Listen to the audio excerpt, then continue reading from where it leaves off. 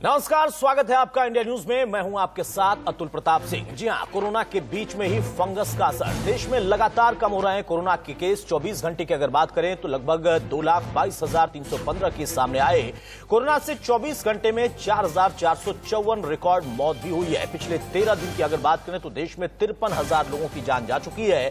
24 घंटे में 2,22,315 केस सामने आए। ये 24 घंटे का आंकड़ा है, लेकिन इसमें सबसे खतरनाक स्थिति यह है कि जो मौत का आंकड़ा है वो लगातार बढ़ रहा है और उसकी वजह से अभी यहां पर लोगों की चिंता भी बढ़ रही है। हालांकि अगर ओवरऑल हम पूरे देश की बात करें तो जो कोरोना संक्रमण के केसेस हैं उसमें गिरावट लगातार आ रही है। ये एक अच्छा संकेत है, लेकिन उसी बीच में हमें मेंटेन करना होगा कि आखिर मौत की वजह क्या है और फंगस से किस तरीके से हम बचाव कर सकते हैं।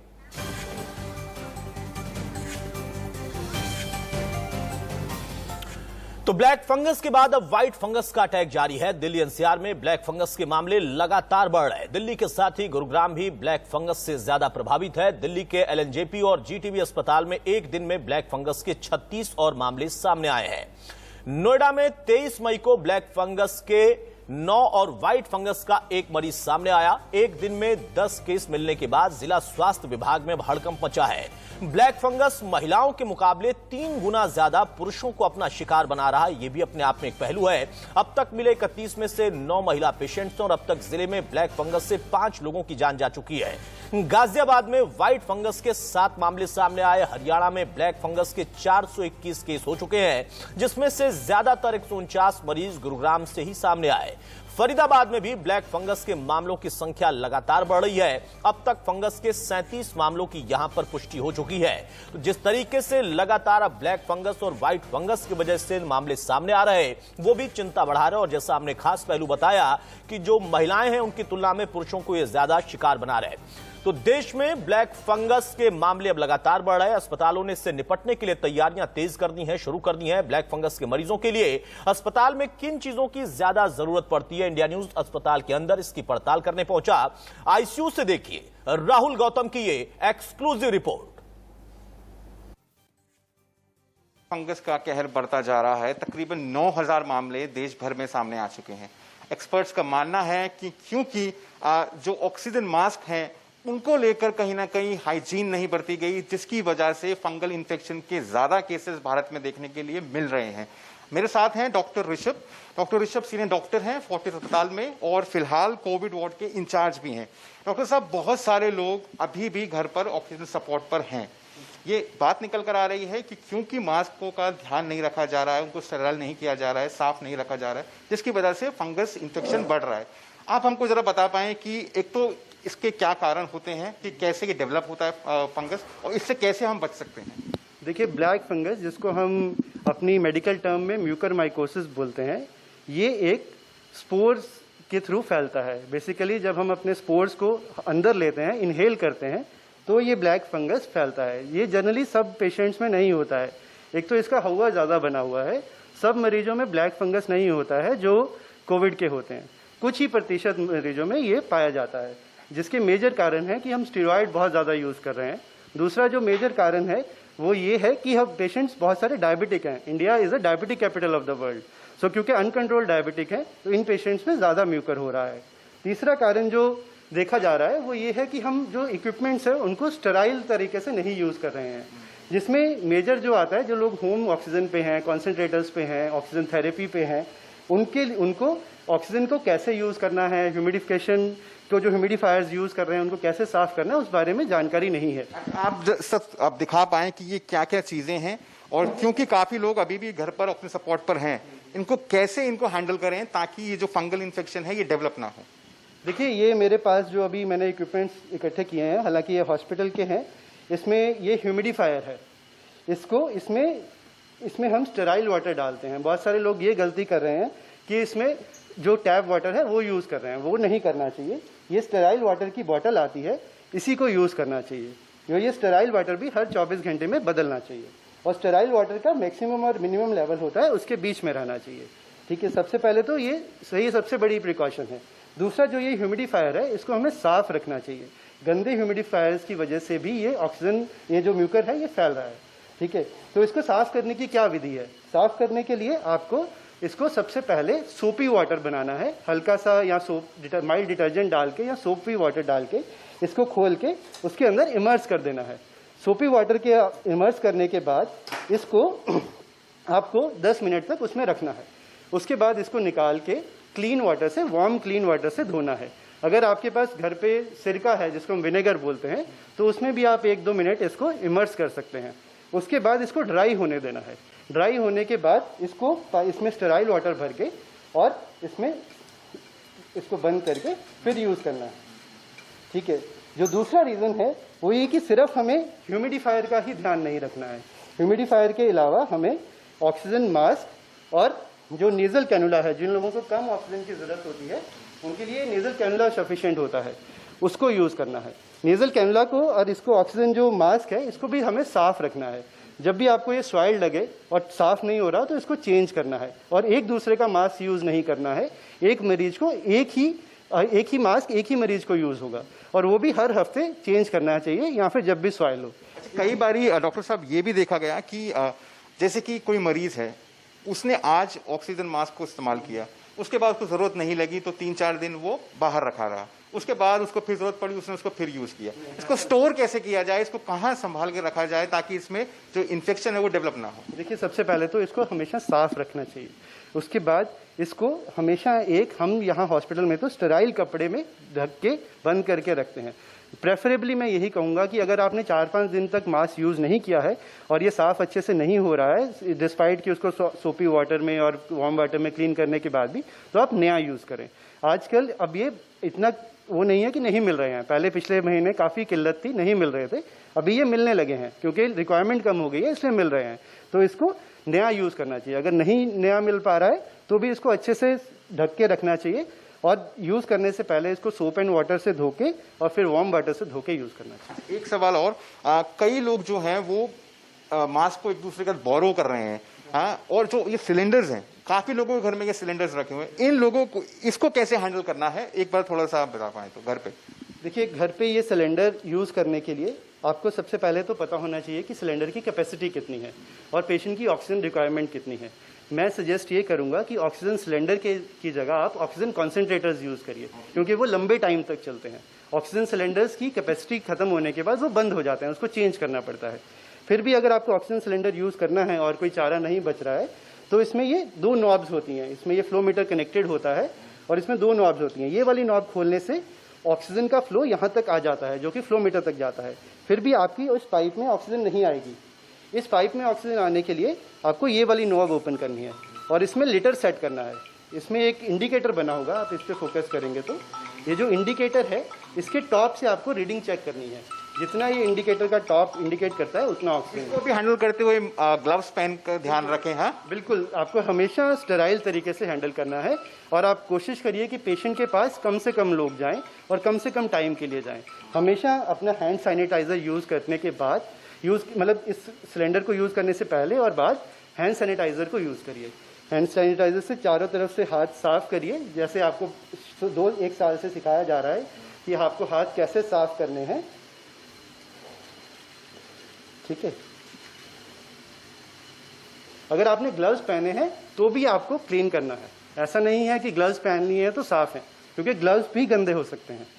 तो साफ करने के बाद ही इसको टच करना है। ये थे डॉक्टर ऋषभ, जिन्होंने साफ तौर पर आपको डेमो करके दिखाया है, पूरा डेमोन्स्ट्रेशन करके दिखाया है कि कैसे आप अपने घर पर जितना भी सामान है रेस्पिरेटरी सपोर्ट सिस्टम का, उसको साफ रखें, उसको सैनिटाइज कैसे करें, उसको स्टेराइल कैसे करें, ताकि ब्लैक फंगस या फंगल इन्फेक्शन वो घर पे ना हो सके, उससे आप इन्फेक्ट ना हो सके। मैं राहुल गौतम, दिल्ली से इंडिया न्यूज के लिए। हाँ, तो ब्लैक और व्हाइट फंगस दोनों का ही इस वक्त प्रभाव दिखाई दे रहा है, लेकिन चुनौती बड़ी है। इससे निपटे कैसे? हमारे साथ कुछ खास मेहमान जुड़ चुके हैं, उनसे मैं आपका तारुफ करा रहा हूं। सूर्य प्रकाश मैथिल साहब हमारे साथ, बीजेपी के नेता हैं, वो स्वागत है आपका। सचिन बल्ला है, राजनीतिक विश्लेषक, वो स्वागत है सचिन आपका। और विजय कौशिक हमारे साथ, नेता कांग्रेस के हैं, वो स्वागत है विजय आपका। डॉक्टर कुमार गांधी, पूर्व उपाध्यक्ष IMA भी हमारे साथ जुड़ेंगे। सबसे पहले सूर्य कुमार मैथिल साहब, चुनौती बहुत बड़ी है। अभी तक कोरोना की लड़ाई चल रही थी, अब फंगस बीच में आ गया, लेकिन सबसे बड़ा फंगस तो मुझे लगता है कि राजनीतिक वाला है। वो पॉलिटिकल फंगस एक दूसरे को घेरे पड़ा है। बिल्कुल आपने सही कहा। फंगस में बहुत ही ज्यादा भयंकर तरीके से फैला हुआ है। समूचा विपक्ष इस फंगस की चपेट में है। यही कारण है कि वो देश विरोधी जो बयान दिए जा रहे हैं, देश विरोधी कृत्य किए जा रहे हैं। और मैं तो ये बात देखकर बहुत ज्यादा परेशान हूं कि जिस समय देश को एक साथ मिलकर लड़ना चाहिए इन बीमारियों से, उस समय समूचा विपक्ष लगा हुआ है कि किस प्रकार से केंद्र सरकार द्वारा लिए जा रहे हर कदम को फेल किया जाए, केंद्र सरकार को बदनाम किया जाए, देश को बदनाम किया जाए और देश के अंदर इस महामारी को इस हद तक फैलने दिया जाए कि इस देश में हर गली हर चौराहे पे शमशान घाट बन जाए। लेकिन मैथिल साहब, जैसा आपने कहा कि समूचा विपक्ष फंगस का शिकार है, मैंने इसीलिए कहा था कि ये पॉलिटिकल फंगस किसी एक पार्टी का नहीं है, विपक्ष या सत्ता पक्ष का नहीं। यहां पर एक आम व्यक्ति जो एक आम मरीज है, वो अगर इसका शिकार हो रहा है तो उसका जिक्र तो होगा ना। देखिए, केंद्र सरकार जो हो सकता है उससे ज्यादा कर रही है और इस बात की तस्दीक इंटरनेशनली और नेशनली हर तरफ देखने को मिल रही है। आप देखिए, उत्तर प्रदेश के अंदर जहां पर 24 से 26 करोड़ की आबादी है, वहां पर किस प्रकार से उत्तर प्रदेश की सरकार ने इस महामारी के ऊपर काबू पाया है।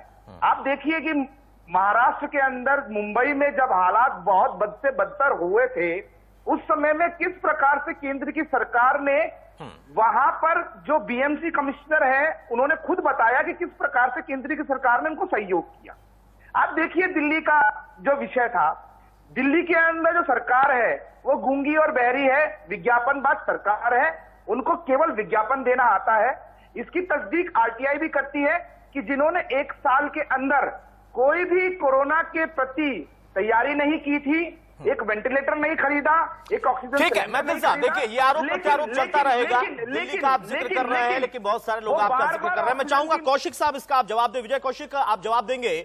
मैथिल साहब का कहना है कि केंद्र की सरकार, बीजेपी के राज्य की सरकार है, वो हद तक प्रयास कर रही है, खासतौर से केंद्र का वो जिक्र कर रहा है, लेकिन विपक्ष सिर्फ और सिर्फ राजनीति कर रहा। सवाल इस बात का है कि फंगस बांट कर नहीं आता और फंगस किसी को देखकर नहीं आएगा। यहां पर राज्यवार अगर हम देखें तो आंकड़ा बढ़ता हुआ, हालांकि सारी सरकारें इसको लेकर सचेत दिख रही हैं, वहां एकजुटता की जरूरत है। फिर क्यों आरोप प्रत्यारोप? देखिए, सबसे पहली बात, मुझे लगता है कि भाजपा प्रवक्ता का मानसिक संतुलन खराब है, इसलिए इस तरह की ओछी बातें कर रहे हैं कि विपक्ष मोदी जी को बदनाम करने के लिए ये कर रहा है, वो कर रहा है, फलाना कर रहा है, ढिमका कर रहा है। आप इनसे ये पूछिए, ये जो गंगा में जो लाशें बहकर दूसरे राज्यों में जा रही हैं, क्या इन्हें कांग्रेस फेंक रही है इन लाशों को? क्या ये जो गंगा किनारे लाशें दबी हुई लोगों को दिखाई दे रही हैं, क्या कांग्रेस इन्हें दबा रही है? क्या अस्पतालों में जो लोग ऑक्सीजन की कमी के कारण मरे हैं, क्या वो कांग्रेस ने मारे हैं? अरे इन्हें शर्म आनी चाहिए कि चाहे जरूरी दवाइयों की बात हो, उनकी किल्लत के कारण लोग मरे हैं, ऑक्सीजन की कमी के कारण लोग मरे हैं, पर्याप्त जो चिकित्सा सुविधाएं हैं उन्हें न मिलने के कारण लोग मरे हैं, दवाइयों के कारण लोग मर रहे हैं। अब जो ब्लैक फंगस का जिक्र किया जा रहा है, ये स्टीरॉइड्स की अधिक डोज के कारण हुआ है। तो इन सब की जिम्मेवारी किसकी थी? इसकी जिम्मेवारी थी केंद्र सरकार की, माननीय मोदी जी की। और अब तो रिसर्च भी ये निकल कर आई है, जिन लोगों ने वैक्सीन लगवाई थी उनके शरीर में कोरोना वायरस अपना डबल म्यूटेंट कर लिया, उसके कारण लोगों की ज्यादा मौत हुई है। अब तो रिसर्च ये भी आई है कि जिन जिन देशों में वैक्सीनेशन ज्यादा हुई है, वहाँ ज्यादा मौतें हुई हैं। निवेदन करना ये सब सरकार का ही फॉल्ट है या हमारे फॉल्ट है? अरे कांग्रेस के लोगों ने तो जनता के बीच में जा जाकर लोगों की मदद की है। राहुल गांधी जी ने एम्बुलेंस चलाई है, उनके राज में तो एम्बुलेंस काम कर रहे हैं और वो अब पहले तो इंडियन के नाम पर लाशों को लूटा गया है। कोरोना वायरस को हिंदुस्तानी वायरस बताने की कोशिश कर रहे थे, अब ये लोग स्वदेशी वैक्सीन को भी बदनाम कर रहे हैं और कह रहे हैं कि स्वदेशी वैक्सीन लगवाने से शरीर। अब देखिए ये कौशिक साहब देखिए, आपने शुरुआती कमेंट किया कि भाजपा के प्रवक्ता का मानसिक संतुलन ठीक नहीं, और अब आप कहने लगे कि ये बीजेपी का वायरस है। अरे यही तो सवाल है, वायरस पहले था नहीं, अब कह रहे हैं बीजेपी का वायरस है। वैक्सीन की चिंता अभी हो रही है, पहले कह रहे थे कि बीजेपी की वैक्सीन है। जरा दोनों शांत हो जाए। डॉक्टर कुमार गांधी भी हमारे साथ जुड़ चुके हैं, लेकिन उसके पहले मैं चाहूंगा सचिन बल्ला आप बीच में आए। देखिए, कांग्रेस के प्रवक्ता बता रहे हैं कि अब उनको लगने लगा कि ये बीजेपी का वायरस है। बीजेपी के प्रवक्ता कह रहे हैं कि दरअसल हमने तो काम किया, लेकिन विपक्ष को फंगस का शिकार हमने देखा है, मान लिया है। ऐसे कैसे चलेगा भाई? देखिए, इसमें ये जो गंदी राजनीति बीजेपी और कांग्रेस मिलकर करती है, और ये आप सबके सामने है कि सिक्के के दोनों पहलू हैं। और दूसरी बात, जो आज तक इन दोनों को बोलो कि जहाँ पे बीजेपी या कांग्रेस शासित राज्य हैं, वहाँ पे आपने कितने के लोग बचा लिए हैं, कितने आपने ऑक्सीजन पे बचा लिए, कितने आपने दवाइयों से बचा लिए। ये हर जगह नाकाम है, और अपने को नहीं देखेंगे, अपने तरह गिरेबान में तो झांकते नहीं है दोनों जाने। उसके बाद ये दिल्ली में आ जाते हैं 2 मिनट के बाद, चाहे कहीं पे बैठे हो 2 मिनट बाद दिल्ली आ जाएंगे। ये सबसे गंदी राजनीति तो ये दोनों कर रहे हैं।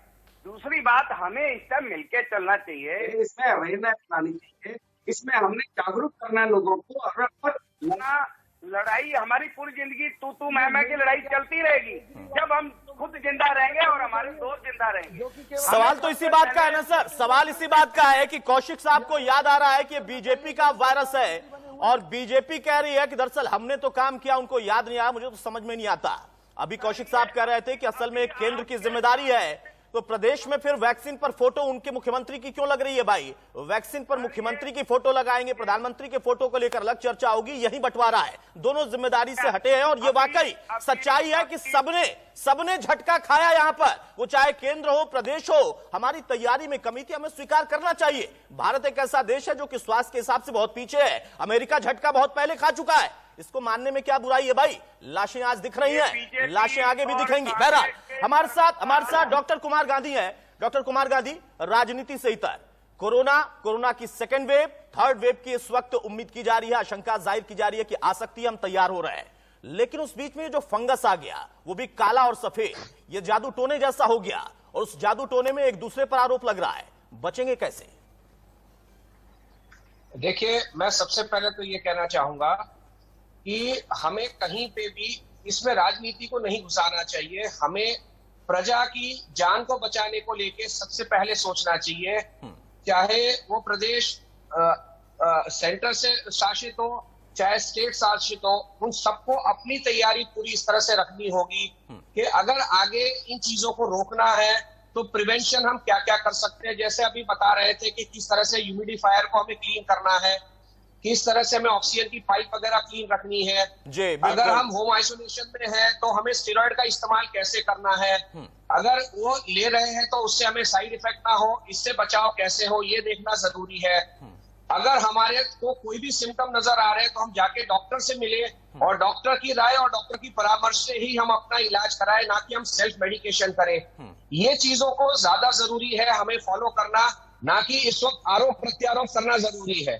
हमें इस वक्त ये करना है कि जो हमारी देश की जनता है, जो इस महामारी को झेल रही है, उसे किसी तरह से हम तैयार करें, उसे किसी तरह से हम साक्षर बनाएं कि जिससे हम इस चीज से लड़ने को और सक्षम बन सके। नहीं, अभी हमारा आपस में पॉलिटिकल लड़ना बहुत जरूरी है ना। देश किस चीज से लड़ रहा है, बीमारी से हम कैसे जूझ रहे हैं, उस पर तो अभी कहां ध्यान जा रहा है। तभी तो देखिए यहाँ पर आपस की लड़ाई शुरू हो गई है। लेकिन एक डॉक्टर की समस्या को आप समझिए, एक आम व्यक्ति की समस्या को समझिए। आखिर क्यों हम स्वीकारने को अभी भी तैयार नहीं है कि बहुत सुविधा संपन्न जो देश थे उन्होंने भी झटका खाया। अब लेकिन यहां पर उस झटके से हमें बचना है। और जैसा आपने डॉक्टर्स को सुना इसके पहले कि भारत में डायबिटिक पेशेंट बहुत ज्यादा है, एक तरीके से दुनिया का हम डायबिटिक कैपिटल है, वहां पर हमारी चुनौती भविष्य के लिए और बढ़ रही है। डॉक्टर सूर्य कुमार मैथिल साहब, आप कहते हैं आपने जिम्मेदारी निभाई, चलिए मान लिया, लेकिन बहुत सारी जगहों पर आप पर भी सवाल है, और जो सत्ता में होता है उसका जवाब बनता है, उसी का जवाब ज्यादा बनता है। आप छोड़िए ना, वो राजनीति कर रहे होंगे और करा रहे होंगे, आप लग जाइए काम पर। आप छोड़ दीजिए दिल्ली की गूंगी बहरी सरकार को, आप पूरे देश के लिए बना दीजिए एक रिकॉर्ड, आप करिए स्वास्थ्य को लेकर एक अच्छा काम, और फिर जनता के बीच में आप रहेंगे, जनता भी जानेगी। क्या जरूरी है उनको जवाब देना? विजय जी, केंद्र की मोदी सरकार काम कर रही थी, काम कर रही है और काम करती रही। हमें आडंबर नहीं करना आता, हमें विज्ञापनबाजी करनी नहीं आती, हमें कोई टूल किट बनानी नहीं आती, ना हमको किसी प्रकार की नौटंकी करनी आती है। जिसका सीधा सीधा उदाहरण मध्य प्रदेश के अंदर कांग्रेस की महावसूली जो अघाड़ी है, उसकी सरकार है, वहां पर जब मुंबई के अंदर स्थिति खराब हुई तो केंद्र की सरकार से जब मुंबई कमिश्नर में बात की तो 20 सेकंड के अंदर उनको वहां पर सहायता मिल गई। मैं आपको बताना चाहता हूं कि जिस प्रकार से अभी कांग्रेस के प्रवक्ता यहां पर नेशनल चैनल पर झूठी बातें बोल रहे हैं कि स्वदेशी वैक्सीन लगाने पर डबल म्यूटेंट उनकी बॉडी में बन गया, तो मैं इसको इनकी टूल किट से जोड़ना चाहूंगा। नहीं, मैं इसका जवाब मैं इसका जवाब चाहूंगा, सचिन, मैं इसका जवाब बिल्कुल जवाब चाहूंगा आपके दर्शकों के लिए। मैथिल साहब आप अपनी बात पूरी करिएगा, इसका मैं जवाब चाहूंगा। अगर आप इसको टूल किट से जोड़ रहे हैं तो मैं चाहूंगा इसका जवाब मिले। मुझे 20 सेकंड दीजिए सर आपको 20 सेकंड दे दूंगा। आप जरा जो सवाल आप जो खुद उठा रहे हैं ना सवाल, उसका जवाब मैं चाहूंगा कांग्रेस के प्रवक्ता दे। भाई विजय कौशिक साहब, मेरा सवाल यह है कि कांग्रेस ने कब रिसर्च किया कि ये बीजेपी का वायरस है? इसका जवाब आप दीजिए। सुनिए मैथिल साहब सुनिए। विजय कौशिक साहब, आपने अभी पहले कमेंट में कहा कि आपका ये मानना है कि ये बीजेपी का वायरस है। ये रिसर्च विंग कांग्रेस की कब आई थी, कहां पर काम किया था, किस जगह पर किया था? नहीं, वो भी कहा है बताइए जरा कौशिक साहब बताइए। पूरा षड्यंत्र है देश के वैज्ञानिकों को बदनाम। सुन लीजिए, अब सुन लीजिए मैथिल साहब, सुनिए आराम से सुनिए सर, आराम से। अगर आपने ये कहा, कौशिक साहब आपने ही कहा, किसी और ने नहीं, कि आपका मानना है कि बीजेपी का वायरस है, कौन सी रिसर्च टीम आपकी गई थी, कहां पर रिसर्च किया, बताइए जरा दर्शकों को, अगर किया है तो बताइए। कभी इंडियन म्यूटेंट कहते हैं, कभी बीजेपी का वायरस कहते हैं। इन बेशर्मों को चीन के दलालों को। सुनिए भाई मैथिल साहब सुनिए। अरे अब आप कह रहे थे कि आपको सुनना भी चाहिए ना, तो सुनिए। नहीं, शर्म कहां किसी को आती है। चलिए ठीक है, बताइए कौशिक साहब, जल्दी से जवाब दीजिए। तो ये देश की जनता ये समझ चुकी है कि भाजपा खुद अपने आप में एक वायरस है जिसने देश को बर्बाद कर दिया। ये तो आपका अपना मानना होगा ना सर। ये तो लोकतंत्र में सभी को आजादी है। वो कहेंगे आपको, आप कहेंगे उनको वायरस। एक तार्किक प्रश्न है, एक लॉजिकल सवाल है, उसका जवाब दे दीजिए। अरे मैथिल साहब शांत हो जाइए भाई। मैथिल साहब शांत हो जाइए। मैंने एक लॉजिकल सवाल किया है। कौशिक साहब मैंने मान लिया बीजेपी वायरस है, देश की जनता मान चुकी है। बीजेपी आपको वायरस कहेगी, उसका क्या जवाब होगा? सुनिए मैथिल साहब, आप सुनिए धैर्य के साथ। मैं निवेदन कर रहा हूं, धैर्य के साथ अपनी बारी में बोले सर। बताइए कौशिक साहब। जब हमारे देश में 2 वैक्सीन लॉन्च हुई थी, कोविशील्ड और कोवैक्सीन, तो कोविशील्ड के निर्माता आधार पूनावाला ने कहा था कि उनकी वैक्सीन की छोड़कर बाकी सब वैक्सीन पानी है। भारत बायोटेक की वैक्सीन को उन्होंने पानी बता दिया था। वहीं भारत बायोटेक ने यह कहा था कि इसके तो ट्रायल भी पूरे नहीं हुए, उनकी वैक्सीन को कैसे जो है मंजूरी मिल सकती है। कांग्रेस ने भी यही सवाल उठाया था कि भाई जिनके ट्रायल ही पूरे नहीं हुए, जिन कंपनियों के, उनकी वैक्सीन को मंजूरी क्यों दी जा रही है? और आज आप उसके दुष्परिणाम देख लीजिए। 3,500 करोड़ रुपए एडवांस में लेकर आधार पूनावाला जी गायब हो गए। अब आप फिर गलत ट्रैक पर चले गए। मैंने पूछा था कि बीजेपी का वायरस से कैसे, आपके पास जवाब नहीं। अगर आप इस वैक्सीन को पानी मानते हैं तो आपके प्रदेश की सरकारें क्यों मांग रही हैं भाई? छत्तीसगढ़ में क्यों आखिर उस पर अपनी फोटो लग रही है? आप ट्रैक से भटक गए। कौशिक साहब मैंने एक सवाल पूछा था कि बीजेपी का वायरस ये कैसे है, आप वैक्सीन पर चले गए। अब मैं वैक्सीन पर पूछता हूं, अगर ये वैक्सीन पर आप सवाल उठा रहे हैं, आपकी कांग्रेस पार्टी ने उठाया था, तो आपके प्रदेश की तमाम पार्टियां क्यों कर रही हैं? यही सवाल है। सचिन बल्ला साहब, कोरोना पर सवाल पूछेंगे, वैक्सीन पर जाएंगे, वैक्सीन पर सवाल पूछेंगे, लौट कर जाएंगे कोरोना पर। ब्लैक फंगस और व्हाइट फंगस पर तो अभी पहुंच ही नहीं पाए हैं। हमारी तैयारी उस हिसाब से होनी चाहिए, कोई इसमें संकोच नहीं है। बड़ा देश है और उस बड़े देश में हमारी जो व्यवस्थाएं थी वो बहुत सारे देशों से, छोटे छोटे देशों से जो हमारे एक प्रदेश में सिमट जाएं, 2-2 देश आ जाएं, उनसे भी बदतर थी। हमने बेहतर की कोशिश की होगी, हम कर रहे हैं, दुनिया के लिए चुनौती थी, लेकिन जो पॉलिटिकल हमारा विलनेस है वो अपने आप में बड़ी चुनौती है और वो हमें लड़ने की ताकत से रोक रहा, हमारे इम्यून सिस्टम को कमजोर कर रहा। देखिए साहब, आप देखेंगे कि हमारे मेडिकल लाइन में जो हमारे हॉस्पिटल है इंडिया के पूरे भारत और ऑल ओवर वर्ल्ड से यहाँ पे मरीज अपने आप ठीक होने के लिए जिस ढंग से कांग्रेस और बीजेपी एक दूसरे पे लाछन लगा के और मेडिकल उसको बदनाम करने की कोशिश कर रही है। इससे हमारा पूरा भारत नहीं, हमारे डॉक्टर भी बदनाम हो रहे हैं। आप सिर्फ दो पार्टियों को क्यों कह रहे हैं? मैं भल्ला साहब आपको रोकूंगा, माफी से। आप अगर बीजेपी कांग्रेस की बात करते हैं, ठीक है, दो बड़े दल हैं। मुझे तो लगता है, आप बोलिएगा सर, आप ही कंटिन्यू करिएगा। मैंने पॉलिटिकल सवाल इसलिए पूछा था क्योंकि मैंने देखा अगर किसी प्रदेश की कोई क्षत्र पार्टी है तो वो भी कोरोना को लेकर भ्रमित है। किसी ने कहा कि कोरोना तो है ही नहीं, फिर बाद में कुछ कहा। मैं सभी पार्टियों की बात कर रहा हूं, नेशनल हो या फिर रीजनल हो। कांग्रेस ये कहती है ये इंजेक्शन नहीं लगवाना चाहिए, कभी सपा, कभी मैं ये दवारी ये तुम्हारी है। ये तो नहीं देखना है ना बीजेपी वाला कौन है, कांग्रेस वाला कौन या आम आदमी वाला कौन है। ये सबके लिए, इसके लिए हमें चलना चाहिए था। बार मैं बोल रहा हूँ। और इसके लिए ये दूसरे पे अभी अखिलेश जी कह रहे थे मैं अभी केस करूंगा, अभी कोर्टें तो खुली नहीं, आप अभी केस करने चले जाओगे। भैया अभी मिलकर चलने की जरूरत है।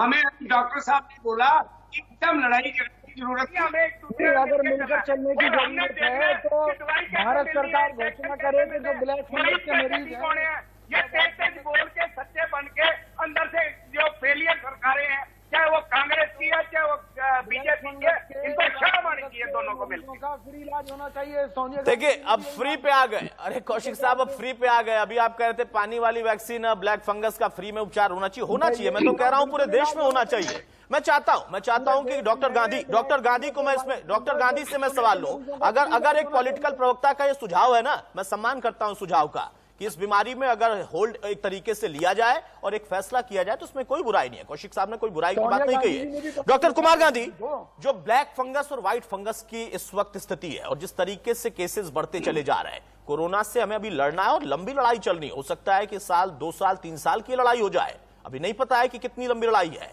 लेकिन उस बीच में इस फंगस से और ज्यादा स्थिति खराब हो गई। यहां पर आपको खुद क्या लगता है डॉक्टर के तौर पर होल्ड कैसे होना चाहिए, इसका ट्रीटमेंट किस स्तर पर होना चाहिए? क्योंकि एक बड़ा देश है और वहां पर चुनौती बढ़ जाती है और अभी सीजनल बीमारियां आने वाली हैं। अगर हम उत्तर प्रदेश के लिहाज से देखें तो वो महीने नजदीक आने वाले हैं जब वो तराई का पूरा बेल्ट, जहां पर वो दिमागी बुखार वाली बीमारी कह ले, जापानी इंसेफेलाइटिस कह ले, मेनिंजाइटिस कह ले, वो कहर हर बार बरपाती है, स्थिति और बिगड़ेगी। देखिए इसके अंदर तो मैं यही चाहूंगा कि प्रशासन को, चाहे स्टेट हो चाहे सेंटर हो, डॉक्टर्स की सलाह मिला के ये तय करना होगा कि किस स्तर पे, जैसे कि हमारे यहाँ हॉस्पिटल्स है, गवर्नमेंट हॉस्पिटल्स है, कुछ प्राइवेट है, कुछ कॉर्पोरेट हॉस्पिटल्स है, इन हॉस्पिटल्स के अंदर हम किस तरह की व्यवस्था बढ़ाए, किस तरह की तैयारी बढ़ाए। आज अगर मैं ब्लैक फंगस को डायग्नोस करना है तो उसके लिए हमें क्या क्या डायग्नोसिस की रिक्वायरमेंट्स है, क्या क्या इंस्ट्रूमेंट्स की रिक्वायरमेंट्स है, कौन कौन से डॉक्टर्स की रिक्वायरमेंट है। इसके अलावा इसके ट्रीटमेंट के लिए अगर एम्फोटेरेसिन बी हमें चाहिए तो वो कितना आसानी से मिल सकता है। इसकी ब्लैक मार्केटिंग रोकनी होगी। ये चीज की ब्लैक मार्केटिंग नहीं होनी चाहिए, पैनिक पब्लिक में नहीं होना चाहिए।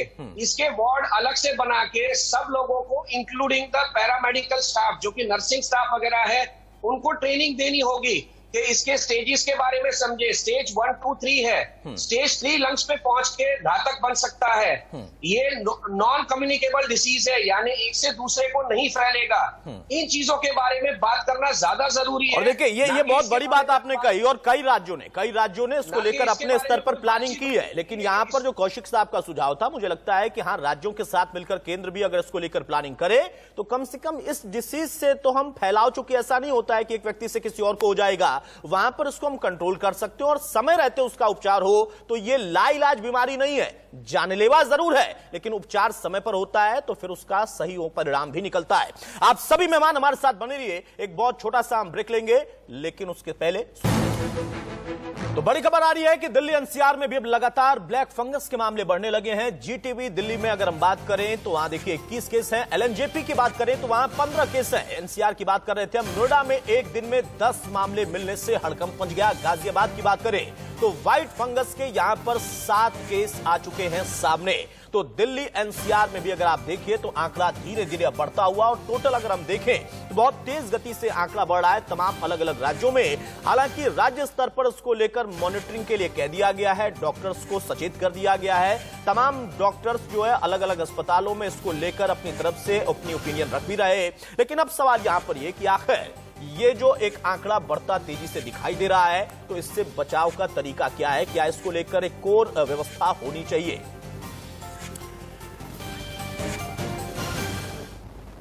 बहरहाल, तो एक बार फिर से मेहमानों का रुख करते हैं। विजय कौशिक साहब हमारे साथ लगातार जुड़े हुए हैं।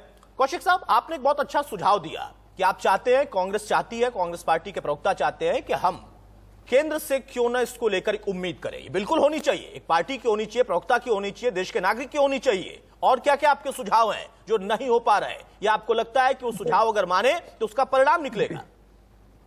देखिए, मेरा मानना यह है कि कोरोना के जितने पेशेंटों ने इलाज कराया है, चाहे सरकारी में कराया है चाहे प्राइवेट में, सारा डाटा सरकार के पास है। उन लोगों को अवेयर किया जाए। उन लोगों को अवेयर करने के अलावा किसी में भी लक्षण होते हैं तो तुरंत उनके इलाज की व्यवस्था हो, क्योंकि ये जो बीमारी है ये कहीं ना कहीं ज्यादा स्टेरॉइड्स की वजह से या मेडिकल चिकित्सा क्षेत्र में लापरवाही के कारण लोग इसका शिकार हुए हैं। क्योंकि अगर मान लीजिए इसमें यह भी कहा जा रहा है कि जिन लोगों को इंडस्ट्रियल ऑक्सीजन का प्रयोग जिन लोगों के ऊपर किया गया उन्हें भी ये बीमारी हो रही है, तो सरकार इसका पूरी तरह से दायित्व वहन करे, लोगों को पहले से ही जागरूक करना। कौन सी सरकार? इसमें सबसे बड़ी जिम्मेवारी है केंद्र सरकार की। ठीक है, कुछ जिम्मेदारी तो राज्य सरकारों की होंगी ना, वो चाहे आपकी पार्टी की हो, इनकी पार्टी की हो, किसी की पार्टी की हो। बिल्कुल, केंद्र सरकार एक नीति बना दे। ठीक है, अब मेरा इसी पर सवाल है कौशिक साहब, आपने बहुत अच्छा सुझाव दिया कि सरकार के पास डाटा है, सरकार अगर चाहे तो लोगों को अवेयर कर सकती है। केंद्र की सरकार अवेयर करेगी और प्रदेश की सरकार और प्रदेश की पार्टी के लोग या फिर उस पार्टी के राष्ट्रीय स्तर के या फिर प्रदेश स्तर के जो भी नेता हैं वो भ्रमित करेंगे तो कैसे चलेगा? कोई कहेगा ये इंडियन वेरिएंट है, कोई कहेगा, खुद आपने भी कह दिया कि असल में बीजेपी का वायरस है। मुझे नहीं लगता कि ये ऐसा नहीं करना चाहिए। आपने पहले कमेंट में ही कहा था, गलती से निकल गया शायद आपके मुंह से। ना, मैंने कहा भाजपा खुद एक वायरस है। नहीं, उसके पहले वाले कमेंट में आपने कहा था मुझे लगता है बीजेपी का वायरस है। सेकंड कमेंट में आपने कहा कि भाजपा खुद एक वायरस है। मैं वही कह रहा हूँ ना जी, कि ये जो बात वैज्ञानिकों ने कही है, मैं उसके आधार पर कह रहा हूँ। वैज्ञानिकों ने ये कहा है, मुझे लगता है कुछ काम वैज्ञानिकों के लिए ही छोड़ देना चाहिए। एक पार्टी के जो मुखिया हैं वो कह देते हैं कि ये कोरोना है ही नहीं कुछ, बाद में खुद इससे शिकार हो जाते हैं और फिर वैक्सीन लगाने के लिए भी कहते हैं। आइए मैथिल साहब, बिल्कुल आइए, लेकिन अब मुझे लगता है कि आपको भी उन पर प्रहार करने से बेहतर है, उनका एक सकारात्मक सुझाव आया है, उसको लेकर कोई अगर प्लानिंग आप कर रहे हैं, आपकी पार्टी कर रही है, सरकार कर रही है, उस पर आप फोकस करें ताकि मेरे दर्शकों को एक सही जानकारी मिल पाए। बाकी तो लड़ाई चलती रहेगी और कोरोना से बचेंगे, फंगस से बचेंगे, तभी लड़ाई होगी सभी पार्टियों में, और फिर राजनीति के साथ वोट की राजनीति भी चलेगी। अतुल जी, देखिए, मैं आपसे एक बहुत बड़ा निवेदन करना चाहता हूं। 2 मिनट मुझे पूरे दीजिएगा। बिल्कुल सर, मैं अपनी बात पूरी रखना चाहूंगा और मेरा निवेदन है कोई भी मेरे बीच में ना बोले, क्योंकि मैं भी किसके भी। देखिए अतुल जी, जैसे ही ये चर्चा शुरू हुई, कहते हैं हाथी के दांत दिखाने के कुछ और होते हैं और खाने के कुछ और होते हैं, और वही बात आज कांग्रेस के प्रवक्ता ने भी यहां पर साबित की। जैसे ही शुरुआत हुई तभी उन्होंने जो स्वदेशी वैक्सीन है उसके ऊपर सीधा प्रश्न उठाया और उन्होंने कहा कि इस वैक्सीन को लगवाने से शरीर के अंदर डबल म्यूटेंट बन रहा है, ऐसी स्टडीज आई। तो मैं यहाँ से निवेदन करना चाहूंगा विजय कौशिक जी से कि वो आपके चैनल को उन स्टडीज का लिंक जरूर दे, ताकि आप अपने चैनल पे उस सच्चाई को दिखा सके। अन्यथा इनसे बोलिए कि ये यहाँ पर अभी माफी मांग। दूसरी बात, कांग्रेस की ये आदत रही है कि कांग्रेस केवल देश को बदनाम करने की ही कार्य करती रही है। उसका एक और उदाहरण इन्होंने अभी दिया कि ऑक्सीजन, जो कि इंडस्ट्रियल ऑक्सीजन की इन्होंने अभी बात कही कि इंडस्ट्रियल ऑक्सीजन को यूज करने से भी बीमारी बढ़ी है। यहाँ डॉक्टर कुमार गांधी बैठे हैं, मैं उनसे भी पूछना चाहूंगा कि ऑक्सीजन भी इंडस्ट्रियल और मेडिकल होती है क्या?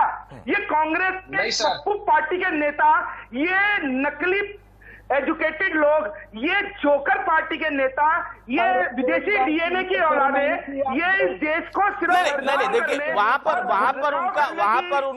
पर इंडस्ट्रियल ऑक्सीजन का कोई और मतलब था, वो आप भी जानते हैं, ऐसा नहीं है कि नहीं।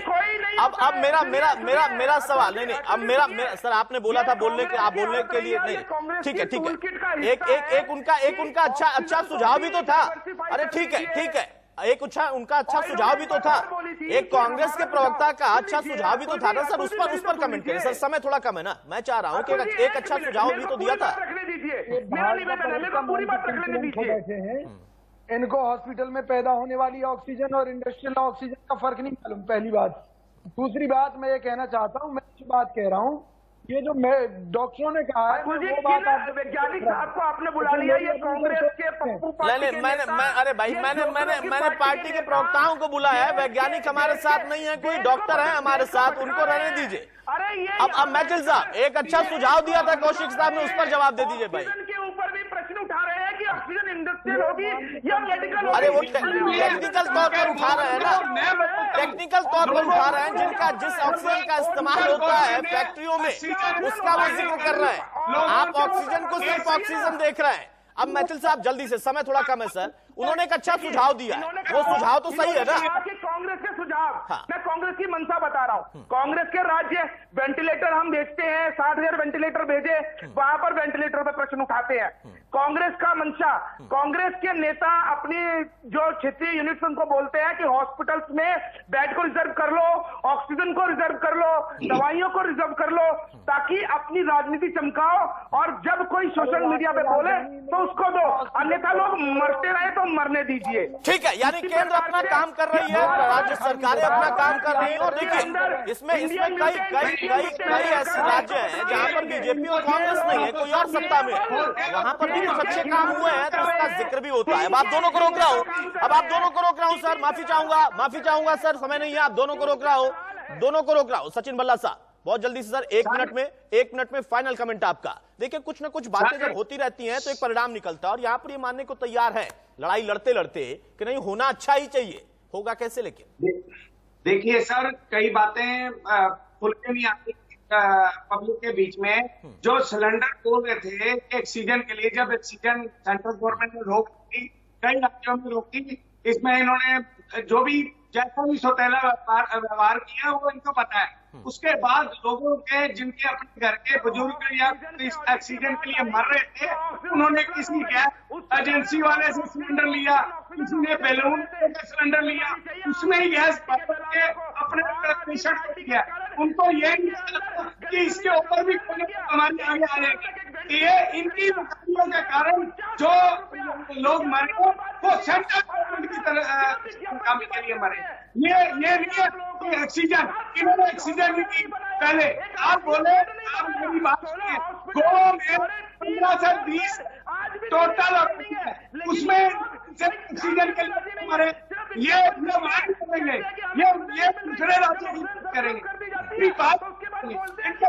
ठीक है, नहीं अरे भाई इतना लड़ने का नहीं है। अभी देखिए, अभी कोरोना से लड़ाई लंबी लड़नी है, इतना तेज आपस में लड़ेंगे तो दिक्कत हो जाएगी ना। कोरोना फिर बैठकर देख रहा होगा कि आप लोग देखिए ऐसे लड़ रहे हैं और वो लगातार म्यूटेशन कर रहा है। बहुत जल्दी से डॉक्टर गांधी बहुत जल्दी से सर, शार्प कमेंट आपका, सिर्फ दर्शकों के लिए सुझाव, उन मरीजों के लिए सुझाव जो कि ब्लैक फंगस को लेकर अभी भी असमंजस में है या उससे संक्रमित है। गांधी साहब, डॉक्टर गांधी। देखिए, सबसे पहले तो डॉक्टर से परामर्श करके ही अपना इलाज कराए। जहां अगर आपको दिक्कत लग रही है कि मुझे कोरोना या ब्लैक फंगस का कोई भी सिम्टम नजर आ रहा है, तो डॉक्टर से परामर्श जरूर करिए। कोरोना में फिजिशियन और ब्लैक फंगस में ईएनटी स्पेशलिस्ट को मिलिए।